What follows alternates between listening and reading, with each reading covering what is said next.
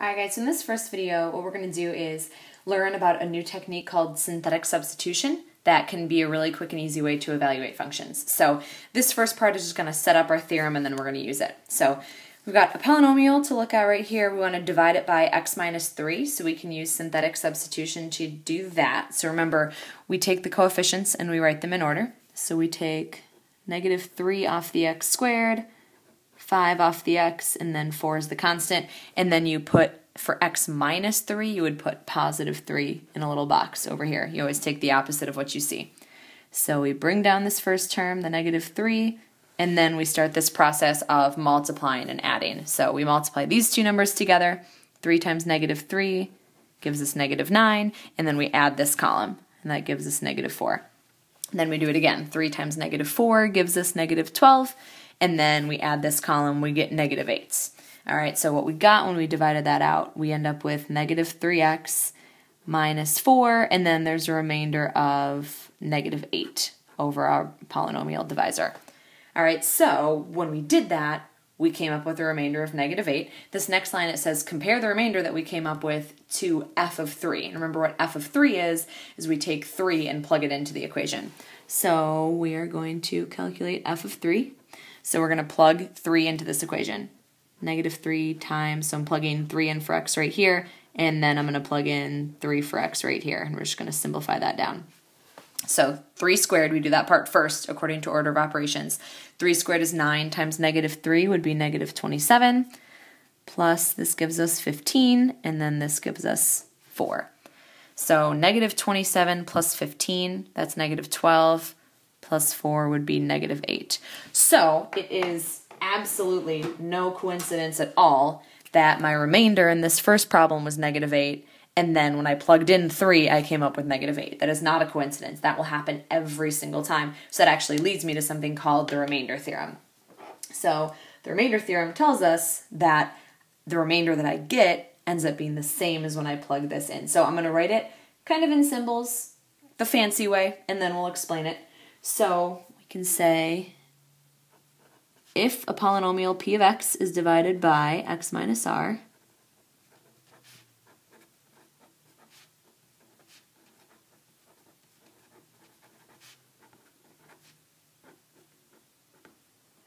okay, so here's what we get. So our dividend, p of x, that'd be like this right here, ends up equal to the quotient, and that'd be this, not that we really care what that is, times x minus r, and then plus, and the remainder turns out to be whatever I get when I plug r into the polynomial. Okay, so this is the important part of my theorem right here. It says that the remainder is what I get when I plug r into the polynomial. Okay, so if we kind of put it in words, what it says is that my remainder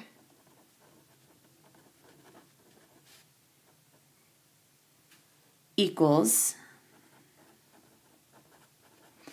the number we get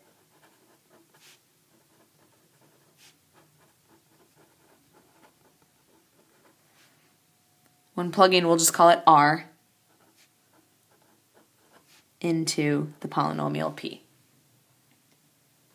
All right, so if we're trying to find f of 6, what we can do is set up synthetic substitution, which looks something like this. Okay, so f of 3 ends up being the same exact thing as doing synthetic division with a 3 in the box. So f of 6 would be doing synthetic division with a 6 in the box. So finding f of 6 is the same as the remainder when I divide by x minus 6. That's what I'm doing right here. So I can line up all my coefficients. I have a 2 on the x to the 4th. There's no x cubed, so remember you'd always line it up with a 0. I have a negative 5 on the x squared, 8 attached to the x, and then a negative 7 is my constant. So we just run through the steps of synthetic substitution. So I bring my 2 down, and then I do the multiplying and adding. So 6 times 2 is 12. Add this column, I get 12. 6 times 12 is 72. Add this column, I get 67. 6 times 7 is 360 plus 42, so that is 402. Add this together, I get 410. 6 times 410 would be 2400 plus 60. So 2460, and combine those up, I get 2453. All right, so I am working with some semi-big numbers here. All right, but my remainder is 2453, so that means f of 6 is 2453. And you can tell just by how big this number is, it would not have been any fun to try to plug the 6 in here. If I plugged the 6 in here, I'd have to raise the 6 to the 4th power, multiply it by 2, square the 6, multiply it by 5, combine all these up, when this is a relatively straightforward process. I don't have to deal with trying to plug the 6 in. I just do my synthetic division, and whatever I get for the remainder, that is f of 6. Okay, so we're going to do one quick little story problem type. So it's got college students who study abroad is given by this function right here. All right, so x is the number of years since 1993, and then s is the number of students in thousands. How many U.S. college students will study abroad in 2011? All right, so that's the number of years since 1993. So when we speak of 2011, that's the number of years since 2011. I'm sorry, since 1993. So it's been 11 years since 2000, which means it's been 11 plus 7 years since 1993. So x is 18 years. All right, so what we're going to do is we want to find s of 18. So again, just like we did up here, we're not going to plug the 18 in here. We're going to do synthetic division by putting the little 18 in the box. So put 18 in the box, line up all your coefficients.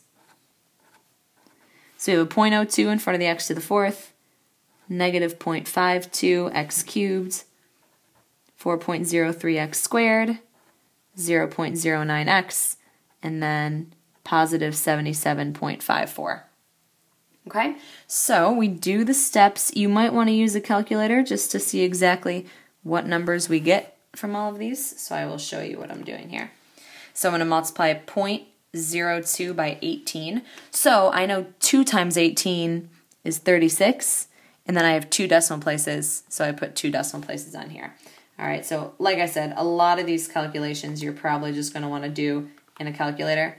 So you can do, something like this, like negative 0.52 plus 36, and we get negative 0.16.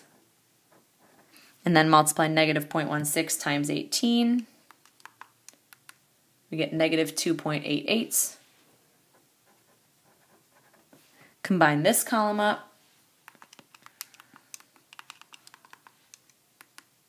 1.15. Multiply that by 18. So just times 18. 20.7. That one I can do. 20.79. Multiply that by 18. We get 372.6, and then I can just add those 2 columns together. So take that plus 77.54. Okay, so my remainder is 450.14, so that's what I would get if I plug the 18 in.